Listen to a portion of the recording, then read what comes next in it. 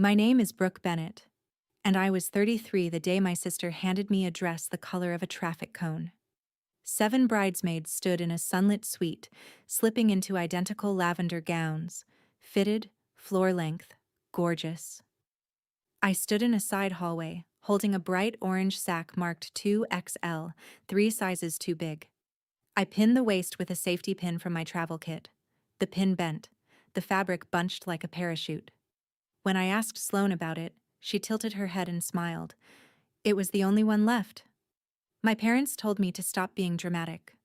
The photographer kept steering me to the back of every frame, and by the time the cake was cut, my sister ran out of her own wedding, because the woman sitting 3 rows back had been paying attention when nobody else bothered to. But I'll get there. First, you need to know what kind of family hands their eldest daughter a clown suit and calls it a bridesmaid dress. Welcome back to Calm Drama Stories, where ordinary women face impossible families and walk out with their dignity intact. If quiet justice is your kind of justice, you're in the right place. Drop a comment and be sure to subscribe. I'm a structural engineer. I co-own a small firm in Raleigh that does commercial inspections and retrofit designs. Nothing glamorous, but it's mine. I built it from a community college transfer, 3 years of waitressing at a steakhouse, and a state university degree I paid for myself.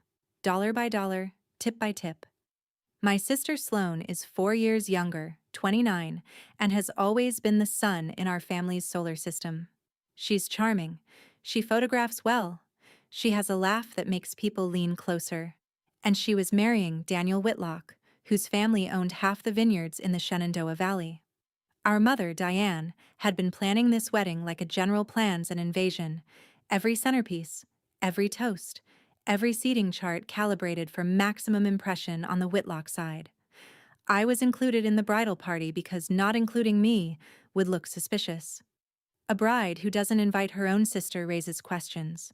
So I was in, technically. I got the text 3 weeks before the wedding. "Your bridesmaid 8, Sloane wrote. No emoji, no warmth, just a slot number. I should have paid more attention to that number. 8 bridesmaids, 7 lavender gowns. The math was already decided before I ever RSVP'd. But I told myself it was family. I told myself one day would be fine. I ironed my good blouse for the rehearsal dinner and drove 4 hours from Raleigh without complaining. That's what I do. That's what I've always done. I show up. I hold things together. It's my best quality and my worst habit. And Sloane knew it. The Whitlocks were old Virginia money, the kind of family that names buildings after grandparents and keeps a land trust instead of a savings account. Daniel was decent, quiet. He opened doors and remembered names, and seemed genuinely baffled by how lucky he was to be marrying Sloane. I liked him. I think most people did. His mother was pleasant in a polished, careful way. His father talked about horses. But the real center of gravity was his grandmother, Margaret Whitlock. She was 79, small, silver-haired, with posture like a steel beam. She sat in the front row at the rehearsal with her hands folded over a pearl-handled cane, watching everything. The way the florist arranged the peonies, the way the groomsmen joked, the way Sloane touched Daniel's arm. Margaret didn't miss things. I noticed her watching me once during the rehearsal dinner when I was refilling my own water glass because the server skipped our table. She held my gaze for about 3 seconds. Then she looked at Sloane, then back at me. I didn't think much of it. I was busy surviving the evening, sitting between Aunt Renee, who kept reminding me to smile more, and a groomsman who asked me twice if I was the sister with the issues. I found out later that phrase came from Sloane's own description of me, but at the time I just thought he was rude. I excused myself early, drove back to my hotel, and sat on the edge of the bed with my shoes still on. Tomorrow was the wedding. I'd stand where they told me, smile when the camera pointed, and leave before the bouquet toss. That was the plan. The morning of the wedding, I showed up at the bridal suite at 8 sharp. The room was a dream. Champagne on ice, 7 garment bags hanging in a row like lavender soldiers, a makeup artist with a ring light, a playlist of Sloane's favorite songs humming through a Bluetooth speaker. The 7 other bridesmaids were already there, laughing, matching robes monogrammed with their initials. My name wasn't on a robe. "Oh, Brooke, you're getting ready down the hall," Sloane said, not looking up from her phone. "The small room. Your dress is in there." The small room was a linen closet with a mirror propped against a stack of folding chairs. Inside the garment bag was the orange dress. Not burnt orange, not terracotta. Safety cone orange. Bright, synthetic polyester that smelled like a shipping container. I held it up. The shoulders drooped past my arms. The waist could have fit two of me. Size 2XL. I wear a small. I walked back to the suite. "Sloane, this can't be right. It's 3 sizes too big." She looked at me with that camera-ready smile. It was the only one left. Behind her, Aunt Renee adjusted her own perfect lavender sash. "Stop being dramatic," Renee said. "It's not about you."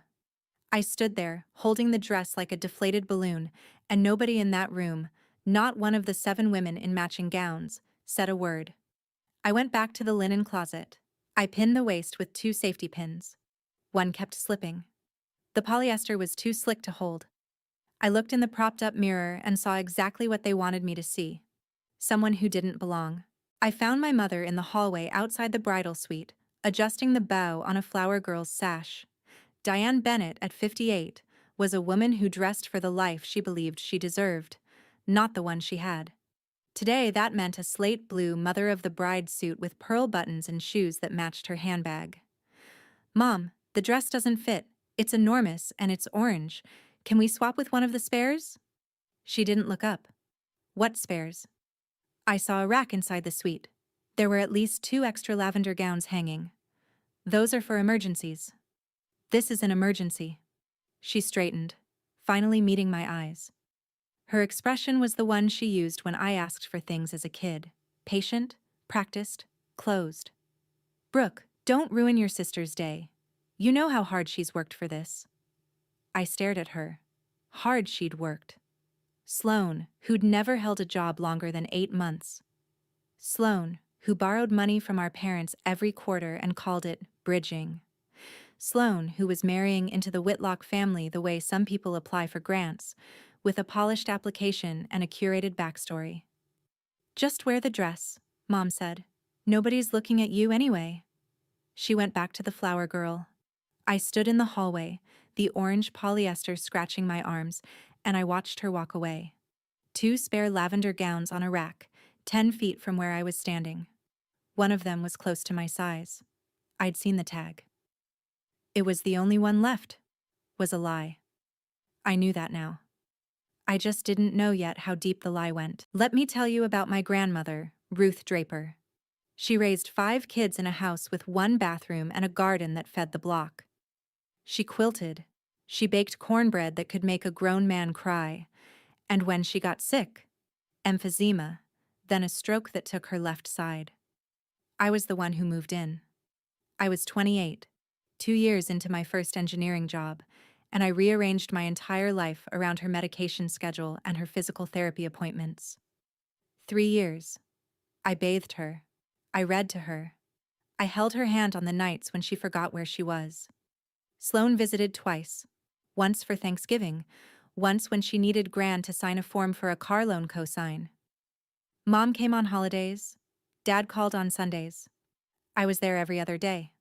Gran died at 84, on a Tuesday, with her hand in mine and the quilt she'd made for my college graduation folded across her lap.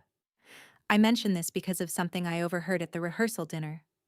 Sloane was talking to Daniel's aunt, a thin woman with emeralds, and she was telling a story about nursing my grandmother through her final days. She used that phrase, final days, like she'd been there. I only caught a fragment before Renee pulled me away to help with the gift table, but I heard enough. Sloane was telling them Gran's story. She was telling them my story. I didn't confront her. I told myself I'd misheard. That's the thing about being the responsible one. You give people credit they haven't earned, because the alternative means admitting your family is something you can't fix. The ceremony was at 4 o'clock in the Whitlock family's private garden. Boxwood hedges, a stone arch draped in white roses, 200 chairs on a manicured lawn. I stood at the far end of the bridal line, half a step behind the last lavender gown, so close to the edge that my left shoulder was behind the arch. From the guest's perspective, I was a smudge of orange at the margin of a lavender painting. The processional played. 7 bridesmaids glided down the aisle in synchronized elegance. Same fabric, same cut, same dyed-to-match heels that clicked on the flagstone in unison. Then me. Orange polyester catching the late afternoon sun like a hazard vest. No matching shoes. Nobody had thought to tell me the heel color. I wore the nude pumps I'd packed, and the hem of the 2XL dress pooled around my ankles like a deflated hot air balloon. I saw Margaret Whitlock in the 3rd row. She was watching me, not the procession. Her expression was unreadable, not pity, not amusement. Something sharper. Assessment. The ceremony was beautiful. Sloane cried on cue. Daniel's voice cracked reading his vows, and the guests dabbed their eyes with monogrammed handkerchiefs the Whitlocks had placed on every chair. I stood at the edge and held my bouquet, which was also wrong, white hydrangeas instead of the lavender roses the others carried. And I replayed Sloane's words in my head. It was the only one left. The safety pin at my waist shifted. I pressed my elbow against it to keep the fabric from gaping. Nobody noticed. That was the point. After the ceremony, the photographer, a tall man with a topknot and a lens the size of a cantaloupe, organized us on the garden steps for group portraits. Lavender in front, he said, arranging the 7 bridesmaids like chess pieces. And he looked at me, then at his shot list. Orange, if you could step to the back row, behind the groomsmen. I moved. He shot 6 frames. Actually, could you shift left? You're catching a weird reflection. I shifted. He shot 4 more. Maybe just... He gestured vaguely toward the hedge. I stepped out of the frame entirely. Nobody called me back. I stood next to a boxwood topiary shaped like a sphere and watched them take 32 photos without me. Diane appeared once, whispered something to the photographer, and he nodded. After that, he didn't try to include me again. I've spent my whole life being told I'm too much for asking to be treated fairly. Maybe you've heard that too. From a parent, a sister, someone who was supposed to be in your corner. If you have, you already know how this story feels. Stay with me. It changes. Comment orange if you've ever been the one pushed to the back, and subscribe so you don't miss how it ends. I decided then. I'd survive the reception, congratulate Daniel, and drive back to Raleigh before the dancing started. 4 hours of highway, my own bed, my own life, clean exit, no scene. That was my plan. But as the last photo was being taken, Sloane and Daniel alone under the arch, I saw one of the Whitlock cousins lean close to Margaret and whisper something. Margaret's eyes moved to Sloane, then, slowly, to me. Something shifted behind her expression, and I felt it across 50 feet of lawn. The cocktail hour was on the East Terrace. String lights, a raw bar, a quartet playing Sinatra. I found a high table near the railing and nursed a glass of sparkling water. From there, I could see Sloane working the Whitlock relatives like a campaign stop. Handshake, lean in, laugh, touch the arm, move on. I wasn't eavesdropping. I was standing 8 feet away when I heard her say it. I put myself through school. Sloane told a silver-haired woman in a green wrap dress. Daniel's great-aunt, I think. Community college first, then state. Waitressing nights. Nobody handed me anything. My hand tightened around my glass. Those were my words. That was my life. Sloane had dropped out of a private liberal arts college after 3 semesters and spent the next 2 years finding herself in Charleston on our parents' dime. She'd never waited a table in her life. And the engineering work? The great-aunt asked. Structural engineering, Sloane said without blinking. Small firm stuff, but it's so rewarding to build something real. I set my glass down carefully. Structural engineering, my degree, my firm. My 12-hour days reading blueprints and crawling under bridges with a flashlight and a measuring tape. She was standing in a $5,000 wedding gown, telling strangers she was me. The great-aunt nodded, impressed. Daniel's lucky to have found someone so self-made. Sloane touched her collarbone, a gesture I'd seen her rehearse in mirrors since she was 16. I just believe in earning your place, she said. I picked up my glass, took a sip, set it down. The sparkling water had gone flat. I kept my face still, but something behind my ribs was doing math I didn't want to finish. I found Sloane near the dessert table 20 minutes later, adjusting a tier on the macaron tower. Can I talk to you for a second? She glanced at me the way you'd glance at a fly near your plate. Make it quick. I kept my voice low. I just heard you tell Daniel's aunt that you put yourself through engineering school. So? So you didn't. That's my degree. That's my career. You dropped out of Belmont after 3 semesters. Sloane picked up a macaron, studied it, set it back. Brooke, you're imagining things. I'm not imagining things. I heard you say structural engineering. I heard you say community college first, then state. She turned to me with the expression she used on waiters who brought the wrong drink. Amused, faintly pitying. You're standing at my wedding in a dress that doesn't fit, making accusations. Do you hear yourself? Her voice got louder. Just enough. Stop being dramatic. A cousin of Daniel's looked over. Sloane leaned in, lowered her voice, and delivered the real blow. This is why nobody takes you seriously. Look at you. She gestured at the orange dress, the safety-pinned waist, the bunched fabric. Then she straightened, put on her bride smile, and walked back to the Whitlock table like nothing had happened. I stood by the macaron tower with my arms folded over the polyester and felt the room rearrange itself around me. She hadn't denied it. She'd redirected. She'd used the dress she chose for me, to make me look unstable for noticing. That's not carelessness. That's architecture. I was heading for the restroom when my mother cut me off near the coat check. She had her fundraiser committee face on, bright eyes, locked jaw. Whatever you said to your sister, stop. I asked her why she's telling people she has my degree. Lower your voice.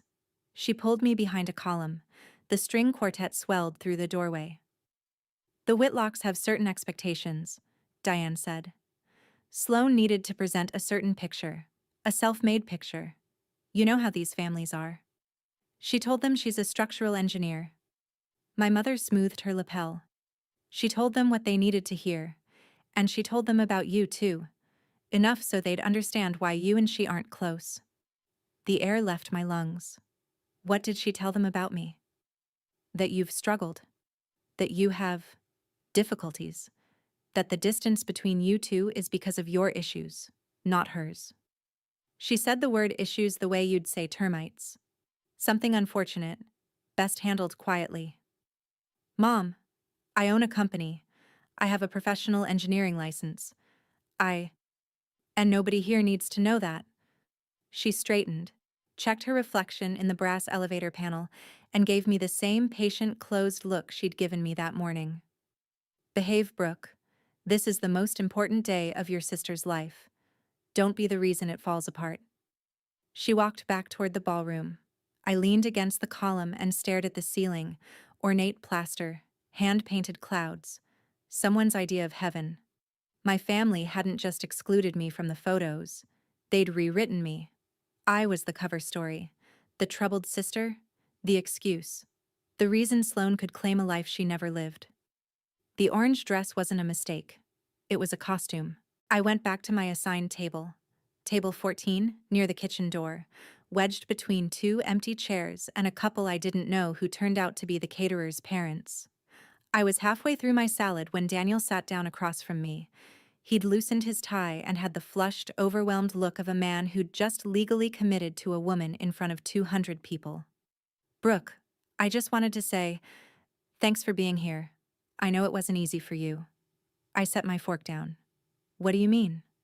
Sloane told me about your situation, the estrangement, the struggles. I think it took real courage to show up today, considering everything. He said it kindly. He meant it kindly. He was a good man, repeating a lie he'd been fed like dinner. What exactly did she tell you? He shifted. Just that you two grew apart after your grandmother passed. that you had a hard time, and that you've been finding your footing. Finding my footing. I owned a company. I'd closed 3 contracts that month. I was finding my footing the way a redwood finds its footing, rooted, standing, unbothered by wind. But Daniel didn't know that. Daniel knew the version of me that Sloane had drafted like a press release. Fragile, bitter, best kept at a distance. She said you might be sensitive today, he added, so if the seating or anything feels off, please don't take it personally. He squeezed my hand, stood up, and walked back to the head table, where my sister sat in a cloud of white organza, laughing at something the best man said. Table 14. Orange dress. The sister with the issues. I wasn't a guest. I was a prop in someone else's production, dressed in the color of caution. I left the table during the salad course and walked toward the coat check. I'd get my jacket, find my car keys, and text Sloane a polite goodbye from the parking lot. That was the exit. Clean, quiet, no ammunition for the dramatic sister narrative. The coat check was in a narrow hall behind the reception room, dim lights, the muffled bass of the DJ warming up, a rack of wraps and blazers. I was reaching for my jacket when a voice came from the bench near the window. You're the one who finished engineering at State, aren't you? I turned. Margaret Whitlock sat on the bench with her pearl-handled cane resting across her knees. She looked comfortable, like she'd been waiting. Not for me specifically, just waiting for the moment she knew would come. I'm sorry. Structural engineering. You transferred from Wake Tech. Finished at NC State. Class of 2017, I believe. She said it the way you'd confirm a shipping address. Matter of fact, precise. My pulse picked up. How do you know that? I'm 79, dear. I don't sign checks without reading the fine print. She tilted her head, studying me the way she'd studied the florist at the rehearsal, not judging, cataloging. Interesting dress. It was the only one left, I said. The words came out flat and automatic, and for the first time I heard how absurd they sounded spoken aloud. Margaret's mouth twitched. Not a smile. Something closer to confirmation. She said. Was it? It wasn't a question. She tapped her cane twice against the tile floor, a period at the end of a sentence, and nodded toward the reception hall. I think you should stay for the toasts, Brooke. You'll want to be here for what comes after. She stood, adjusted her shawl, and walked back toward the ballroom at a pace that suggested she had never once been late for anything that mattered. I stood in the coat check hallway for a long time after Margaret left. My car keys were in my hand. My jacket was half off the hanger. Every reasonable bone in my body said drive home, but Margaret's voice stayed. Precise, unhurried, certain. You'll want to be here for what comes after. I put the jacket back. I walked toward the reception hall. Renee intercepted me at the entrance like a linebacker who'd studied the playbook. Where have you been? The toasts are about to start. I was getting some air. In the coat room? She took my elbow, not gently, and steered me back to table 14. Sit down, Brooke. Stop being dramatic. That phrase again. It had followed me all day, from the bridal suite to the hallway, to the photo session to the column behind the coat check. Every time I opened my mouth to name what was happening, that phrase was waiting to close it. Stop being dramatic. As if noticing cruelty is a performance. As if naming a lie is theater. I sat. The caterer's parents were eating bread rolls and discussing a cruise. I straightened the orange dress over my knees, felt the safety pin shift against my ribs, and waited. The DJ lowered the music. The maid of honor, Sloane's college friend, a woman named Tara with flawless eyeliner and the energy of a sorority president, picked up the microphone. The room quieted, glasses lifted, and I sat at table 14, in a dress 3 sizes too big, and waited for whatever Margaret Whitlock had decided was worth staying for. My hands were steady. That surprised me. The toast hadn't started yet when it happened. Tara was adjusting the mic, and people were still settling, and I reached under my chair for my phone to check the time. My hand closed around a phone that wasn't mine. Same case, black silicone, no frills. But the lock screen showed a photo of Sloane and our mother at a spa day. Diane's phone. She'd been sitting at the table next to mine before the toasts, and must have left it when she moved to the head table. A notification banner lit the screen. Bennett Girls Group Chat. 3 new messages. I should have put the phone down. I should have set it face down on the chair and pretended I never saw it. Instead, I swiped. The messages loaded. The chat went back weeks. I scrolled, and my hands stopped being steady. Renee, 3 weeks ago. What about the orange one in the clearance section? It's hideous and it's huge. Diane, perfect. She'll look like she doesn't belong, which she doesn't. Sloane, make sure the photographer knows to keep her in the back. If she's in the front, Daniel's family will wonder why she looks like that. Diane, already handled. There was more. Screenshots of what Sloane had told Daniel's family, a narrative so thorough it read like a dossier. My career became hers. My degree became hers. Gran's final days became hers. And I became the older sister who had a breakdown after our grandmother died and has been estranged from the family ever since. One line from Sloane stopped my scrolling. Told them I nursed Gran through hospice. They loved it. Margaret especially. I set the phone down on the chair, screen facing down. My hands were shaking. Not with anger, with clarity. I had options. I could stand up, walk to the head table, and read those messages out loud to 200 people. I could pull Sloane aside and make her admit it. I could forward the entire thread to Daniel and let the truth do its own demolition. I did none of those things. Here's why. Gran. Ruth Draper spent her last 3 years in a twin bed in my guest room, eating applesauce through a straw and watching cardinals through the window I'd positioned her bed beside. Her memory deserved better than a screaming match at a vineyard. If I made a scene, I'd become exactly what Sloane had described. The dramatic sister, the unstable one, the woman in the orange dress who ruined everything. I'd prove the lie by trying to disprove it. So I sat. I put Diane's phone back on the chair. I folded my hands in my lap and decided I would finish the toasts. I would leave quietly. And I would never answer another call from any of them again. I didn't need to scream. I needed to leave. Here's the thing about quiet people. We don't forget. We just stop explaining. I almost walked out right then. I'm glad I didn't, because the next 20 minutes are the reason I'm telling you this story at all. If you're the quiet one in your family, this part is for you. Hit subscribe and stay till the grandmother stands up. The DJ dimmed the lights. Tara raised her glass. And 2 tables away, Margaret Whitlock sat with her hands folded over her cane, watching the room with the patience of someone who already knows how the evening ends. Tara's toast was polished. She'd rehearsed it. You could tell by the pauses, the way she hit each emotional beat like a metronome. She talked about Sloane's incredible journey. She talked about resilience.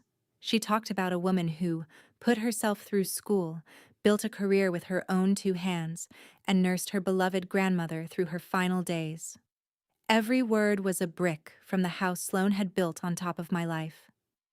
I sat at table 14, in my orange dress, with my hands folded, and listened to a stranger eulogize my biography and credit it to my sister. The room was rapt. Daniel wiped his eyes with the back of his hand. Diane beamed from the head table like a woman watching her investment pay dividends. The Whitlock relatives nodded, approving, impressed, satisfied that their Daniel had married well. To Sloane, Tara said, raising her glass, the strongest woman I know. 200 people lifted their champagne flutes. I lifted my water glass. Across the room, Margaret Whitlock did not lift her glass. She was watching me. Not Sloane, not Tara, not Daniel. Me. She was reading something in my face. Or maybe she was reading the absence of something. No outrage, no tears, no dramatic exit. Just a woman in a wrong-colored dress, sitting at the wrong table, hearing her own life story recited under someone else's name, and choosing not to shatter the glass in her hand.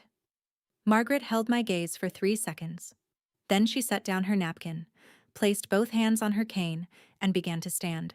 When Margaret Whitlock stood up, The room noticed. She wasn't a woman who stood without purpose. In a family where money was quiet and power was inherited, Margaret was the signature on the last page, the one that made everything official. The conversations around me faded, heads turned. The DJ, who'd been cueing the next song, paused. Even Tara, still holding her champagne flute, stepped sideways as if yielding the floor by instinct. Margaret didn't approach the microphone. She didn't raise her voice. She placed one hand on her cane and, with the other, gestured to a young man at the Whitlock table. Her grandson's cousin, I think, who offered his arm. She took it. And she began walking. Not toward the head table, not toward the dance floor, toward the back of the room, toward table 14. The room tracked her like a compass follows north. You could hear the rustle of napkins, the creak of chairs turning, the soft intake of breath from people who understood that Margaret Whitlock did not take walks during receptions. Sloane noticed. I watched her face change. The smile stayed, but the muscles beneath it recalibrated. She touched Daniel's arm. He looked where Margaret was heading. Then he looked at Sloane with a question forming behind his eyes. Diane half rose from her chair. Renee went still, her champagne flute suspended midway to her lips. I sat in my orange dress at the back of the room and watched a 79-year-old woman in a pewter silk jacket cross a ballroom the way a verdict crosses a courtroom. Slowly, inevitably, with the full weight of what comes next. I should explain what I only learned later, what Margaret had done in the weeks before the wedding. The Whitlocks had a tradition. Before any marriage that involved the family trust, Margaret personally reviewed the union. Not with lawyers, not with private investigators, with phone calls, conversations, and the social network of a woman who'd been a pillar of Shenandoah Valley society for 50 years. She called 3 people. The first was the director of the assisted living community where Gran had received home aid support in her final year. The director remembered Brooke Bennett, the granddaughter who came every day, who brought cornbread, who slept in the chair beside the hospital bed during the last week. She did not remember a Sloane. The second was simpler than a phone call. She found NC State's public commencement archive online, the one they post every May with full graduate names and degree programs. Brooke Bennett, Bachelor of Science, Structural Engineering, 2017. No Sloane Bennett on any list, any year. The third was to a woman named Janet Hubbard, a neighbor on my grandmother's old street, who told Margaret everything. That Sloane hadn't visited Gran more than twice in 3 years, that I'd moved in and managed the medications and the hospice paperwork, and that after Gran's funeral, Sloane had taken the pearl earrings from Gran's dresser and never mentioned them again. Margaret didn't confront Sloane before the wedding. She told me later she wanted to see how the family behaved in public, whether the lie was Sloane's alone or something the whole Bennett family had agreed to stage. The orange dress answered that question. The photographer answered it again, and Diane's careful management of every frame, every seat, every word I was allowed to say, that answered it completely. By the time Margaret stood up at the reception, she already knew everything. She just needed the room to see it too. Margaret reached table 14. The young cousin released her arm and stepped back. The ballroom was silent now. The particular silence of 200 people watching something they don't quite understand, but know they shouldn't miss. I started to stand. "Please don't get up," Margaret said. She lowered herself into the empty chair beside me, the one that had been empty all night because nobody wanted to sit next to the sister in the orange dress. She set her cane against the table. Then she reached over and took my hand. Her fingers were thin and cool, her grip precise. The way you'd hold something you intended to keep. The chandelier light caught the orange polyester of my dress, turning it vivid, almost electric. For 3 hours, that dress had been a costume designed to make me disappear. Now, with Margaret Whitlock holding my hand in front of every guest, every Whitlock cousin, every carefully placed lavender bridesmaid, the dress was a spotlight. You couldn't look away from it. The silence held. At the head table, Diane pushed back her chair. I could see the calculation on her face. She was composing her intercept, rehearsing the spin, getting ready to manage the moment the way she'd managed every other moment that day. Sloane's smile was still in place, but her eyes had gone flat. The kind of flat that happens when someone realizes the ground they're standing on has been hollow all along. Daniel was looking at Margaret with the confused, alert expression of a man who trusts his grandmother more than he trusts the evening. Margaret squeezed my hand once, then she turned to face the room. Diane got there first. She crossed the ballroom in 4 seconds, heels clicking, pearl buttons catching the light, her fundraiser smile deployed at full wattage. Mother Whitlock, how wonderful of you to come say hello to Brooke. This is my eldest. She's a bit shy. Keeps to herself. You know how it. Margaret looked at Diane. Just looked. She didn't speak. She didn't raise a hand. She turned her head, met Diane's eyes, and held them. It was the quietest act of authority I've ever witnessed. Diane's sentence died in her throat. Her smile stayed, but her body stopped. One foot slightly ahead of the other, frozen mid-stride, like a woman who'd walked into a glass door she hadn't seen. I wasn't finished, dear, Margaret said. Her voice was even, conversational, the kind of tone you'd use to correct a seating arrangement. But the room heard the steel in it, and the room went still. Renee, who'd been half a step behind Diane, took one look at Margaret's face and sat back down. She didn't say a word. Her champagne flute landed on the table with a small, defeated click. Margaret turned back to me. Her hand was still holding mine. Brooke, she said, I'd like to ask you something, and I'd like you to answer honestly. Not for me, for my grandson. I nodded. She was looking at me the way Gran used to look at me when she wanted the real answer, not the polite one. Did you care for your grandmother during her illness? The room leaned in. Yes, I said. For 3 years. To the end.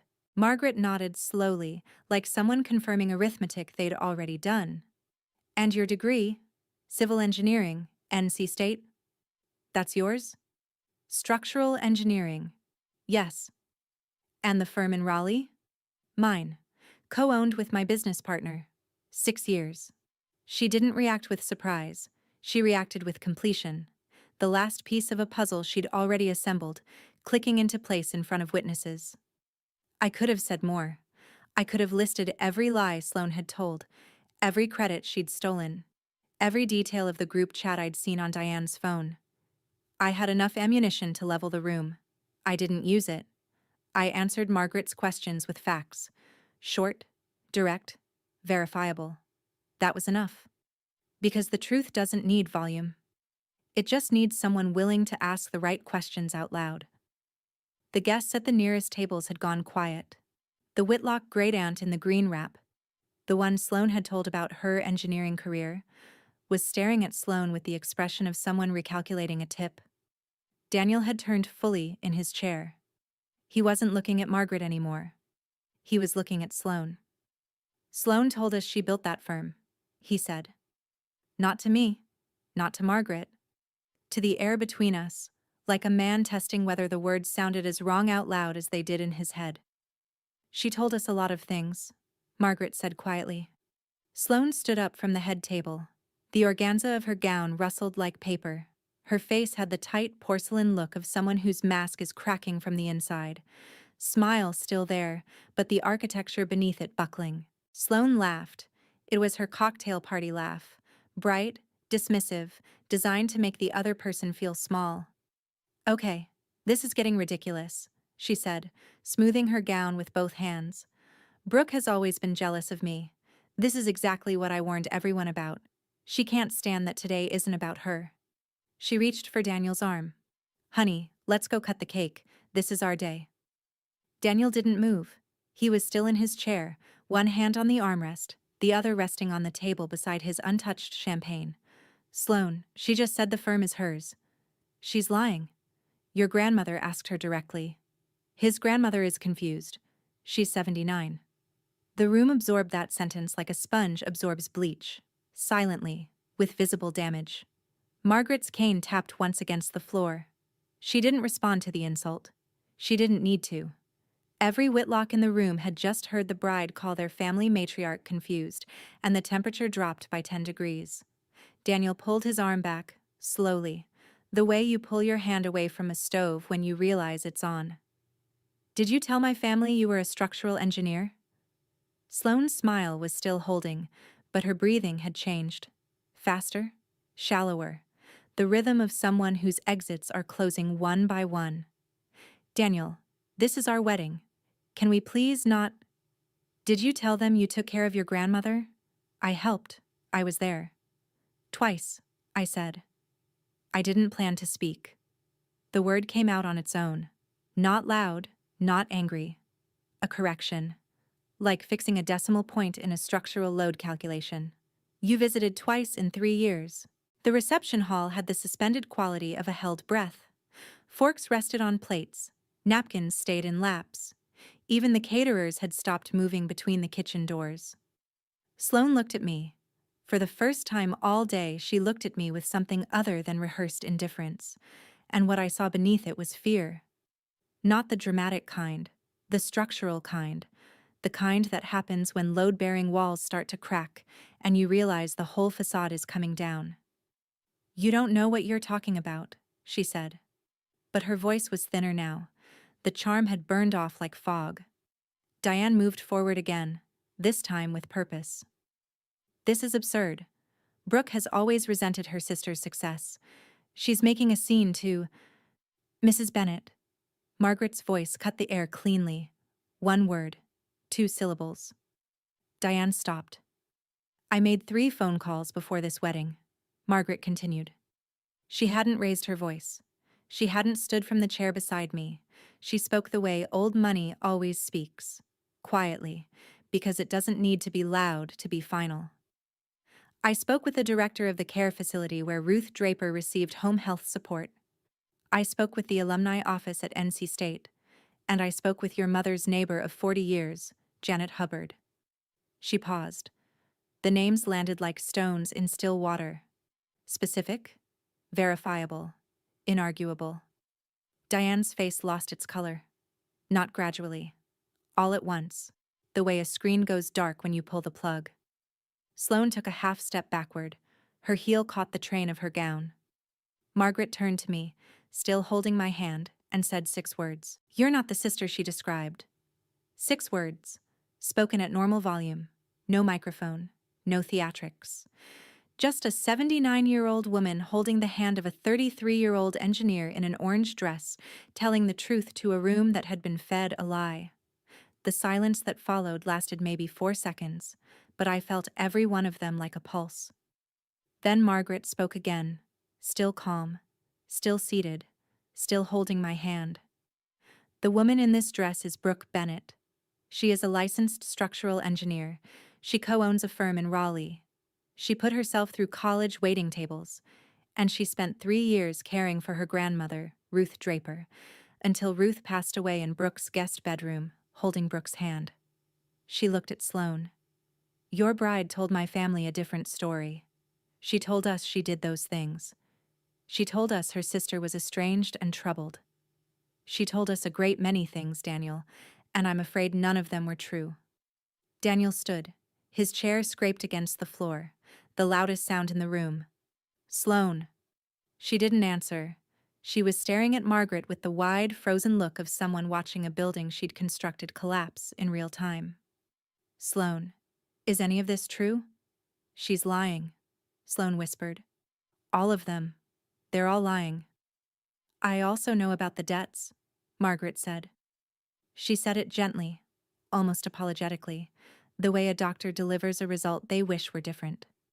The credit cards, the personal loans, the overdraft your parents have been covering. I know about all of it. That was the fracture point. Not the 6 words, not the engineering degree, the debts. Because the debts were the foundation of the entire performance. The reason Sloane needed Daniel, needed the Whitlocks, needed the lavender gowns and the grand entrance and the fabricated biography. Without the marriage, the debts had no exit. And now the room knew. Daniel took a step back from the head table. Just 1 step. But in a room that quiet, it sounded like a sentence. You told my grandmother you were an engineer. Daniel, listen to me. You told my family you nursed your grandmother. You told them your sister had a breakdown. I was trying to. What? What were you trying to do? Sloane's composure shattered the way composure always does, not gracefully. Her eyes filled, her voice pitched upward. You don't understand the pressure. You don't know what it's like to have nothing and pretend you have everything. You had a sister, Daniel said. You had a sister who actually did those things, and you stole her story and put her in a clown dress so nobody would believe her. Diane lunged, not physically, verbally. She stepped forward, pointed at me, and delivered the line she'd been deploying all day, the one she'd used like a fire extinguisher every time the truth tried to catch. She's poisoned you against us. This is exactly what she does. She makes everything about her. Stop being dramatic. The phrase hung in the air, finally, in front of witnesses. 200 people had just watched a grandmother expose a fraud and a mother defend it. The words "stop being dramatic" didn't land the way Diane intended. They landed the way a confession lands, revealing not the accused, but the accuser.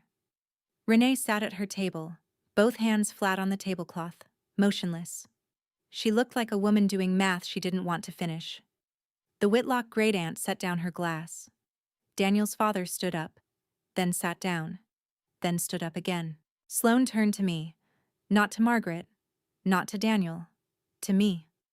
And the mask came off, all the way. You always had to be better than me. Her voice was raw, stripped of the charm and the camera-ready inflection. She sounded 20 years old, younger even. The little sister standing in the shadow of someone who never tried to cast one. You got the grades. You got Grant's attention. You got the career. And you didn't even have to try. It just came to you. And I got nothing. I got Mom's anxiety and Dad's silence and a college I couldn't finish and debt I couldn't explain to anyone without them looking at me like I was broken. For a moment, just a moment, I felt something shift in my chest. Not forgiveness, recognition. I saw the version of her that was real, underneath the lies and the lavender and the performance. She was drowning, and she'd used me as a raft. But then she straightened, and the vulnerability collapsed into something harder. This was supposed to be my day, my one day, and you couldn't even give me that. She said it like I'd taken something from her. Like standing silently in a linen closet, wearing a dress she chose specifically to humiliate me, while she stole my education, my grief, and my grandmother's final days. Like all of that was something I'd done to her. I didn't respond. I didn't need to.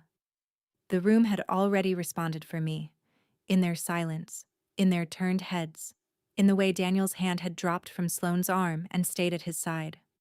Sloane looked around the reception hall, at the lavender gowns, the champagne, the 5-tier cake, the string lights she'd spent months selecting, and she saw what everyone else saw, a wedding built on a borrowed life. She picked up her train with both hands. She walked out the side door. She didn't look back. The door closed behind her with a click, not a slam. Somehow that was worse. The room exhaled. People shifted, murmured, reached for their drinks. The DJ, poor man, hovered near his laptop with the expression of someone who'd been hired to play Uptown Funk and was now presiding over a family implosion. Diane didn't follow Sloane. She stood near the head table, hands clasped, statue still, staring at the centerpiece as if it contained instructions for what to do next. Renee was already gathering her purse. Daniel sat back down. He put his face in his hands. His mother touched his shoulder. His father looked at Margaret, who nodded at him once. A small, steady gesture that seemed to say, "I'm sorry," but he needed to know. And then, there was my father. Glenn Bennett had been at the head table all night next to the seat Sloane had just vacated. He was 60 years old. He'd said 12 words to me all day. "You look fine," and "don't make a fuss," and "your mother handles these things." He walked over to table 14. He didn't sit. He stood beside the empty chair Margaret had been sitting in, his hands at his sides, his tie still knotted, his face doing something I'd never seen it do before. It took him a long time to speak. I should have said something. Years ago. His voice was quiet. Rough, like he hadn't used it for anything real in a long time. I looked up at him. I wanted those words to be enough. I wanted them to be the beginning of something. An apology, a repair, a conversation that started with honesty and ended with something better than silence. But they were just words. 6 of them. Different from Margaret's 6. Lighter. Too late to carry much weight. Yeah, I said. You should have. Margaret released my hand. She did it the way she seemed to do everything, deliberately, with the sense that the gesture had served its purpose and could now be returned. You're welcome to stay, she said. Or you're welcome to go. Either way, you should know that the Whitlock family sees you clearly now. I nodded. I didn't trust myself to speak much, so I kept it short. Thank you, Margaret. Don't thank me, dear. I protect my grandson. You just happen to be telling the truth. She stood, straightened her pewter jacket, and walked back toward the Whitlock table with the same unhurried authority she'd crossed the room with 20 minutes earlier. I sat at table 14 for another minute, the orange dress bunched at the waist where the safety pin had finally given up. The fabric gaped, the polyester hung. For the first time all evening, I didn't reach down to fix it. I didn't tug the hem. I didn't smooth the fabric or press my elbow against the pin or try to make the dress look like something it was never meant to be. I just let it be what it was. Wrong color, wrong size, chosen on purpose. And I let myself be what I was. Right person, right table, right time. The caterer's wife, who'd been sitting next to me all night without saying a word, leaned over. That was the most incredible thing I've ever seen at a wedding. I almost laughed. It was the only one left, I said. She looked confused. I wasn't talking to her. I was talking to the version of myself who'd believed it that morning, and the version who would never believe anything like it again. I picked up my clutch. I stood up. The dress hung like a flag nobody salutes, and I walked out of the reception hall without looking back. I drove back to Raleigh that night.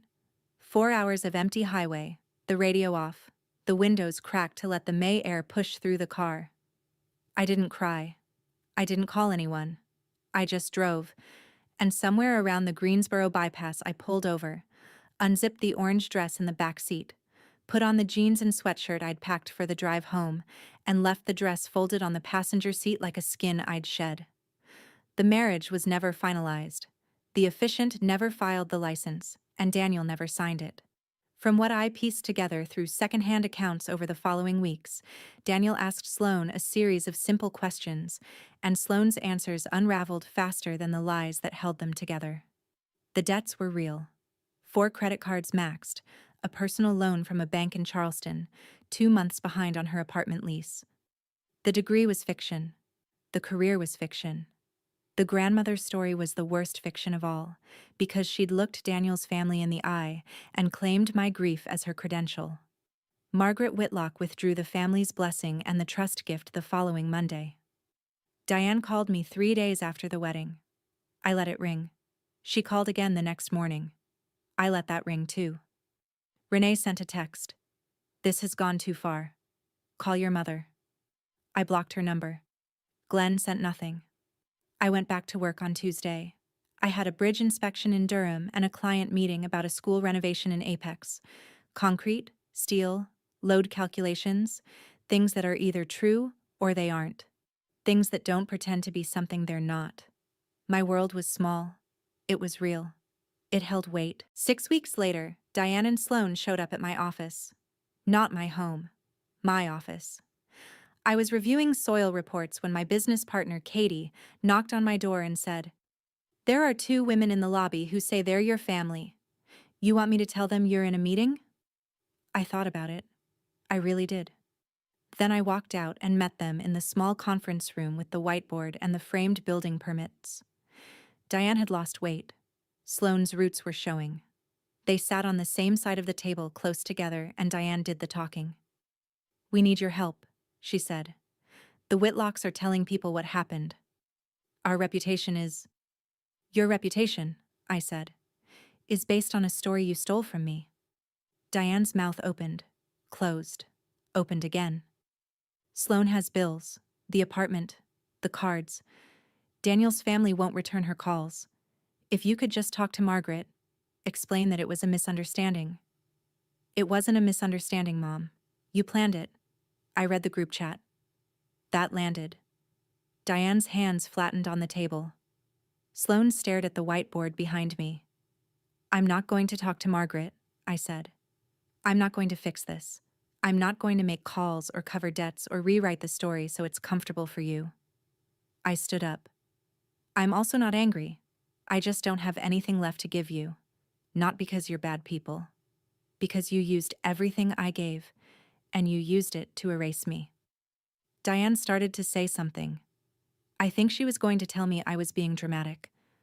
I watched her form the word, and I watched her stop. I'm not being dramatic, I said. I'm being done. The people who hand you the ugliest dress are usually the ones most afraid of how you'll look when you finally stand up straight. That's my story. 1 orange dress, 7 shades of lavender, and 6 words from a woman who simply paid attention. If you've ever been pushed to the back of someone's photo, take this as your reminder. You don't need a microphone to tell the truth. You just need to stop shrinking. If this reached you, share it with someone who needs it. Drop a comment, hit subscribe, and I'll see you in the next one.